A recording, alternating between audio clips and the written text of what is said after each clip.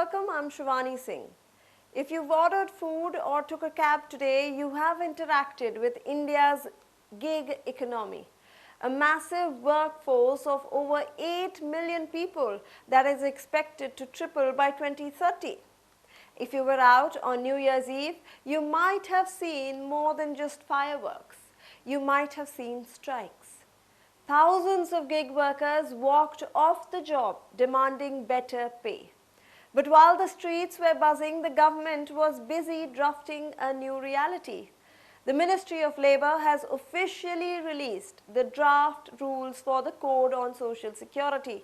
And for the first time, India is defining exactly who a gig worker is, and more importantly, who is entitled to state-backed insurance and pensions. But here's the catch. You have to prove that you have put in the hours. Today we are examining the 90-day hurdle and the math that actually determines the future. Let's get straight to the numbers. To get access to benefits like accident insurance and health cover under Ayushman Bharat, you must meet the engagement threshold.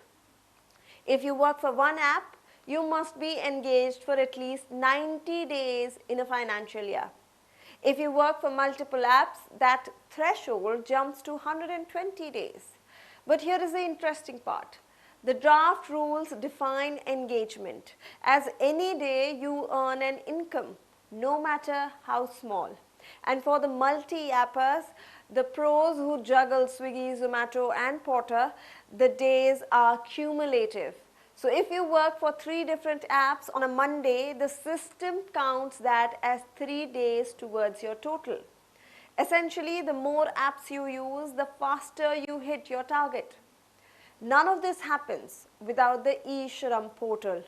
Registration is now strictly mandatory for anyone aged between 16 to 60 years.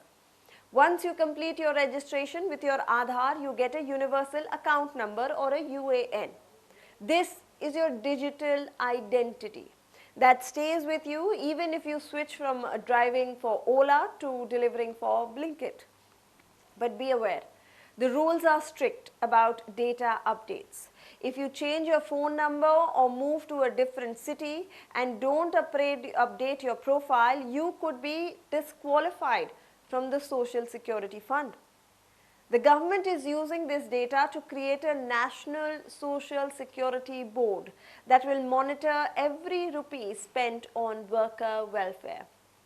So where is the money coming from? It's not coming from your paycheck. The aggregators or the big tech companies must contribute between 1 to 2% of their annual turnover to dedicated social security fund.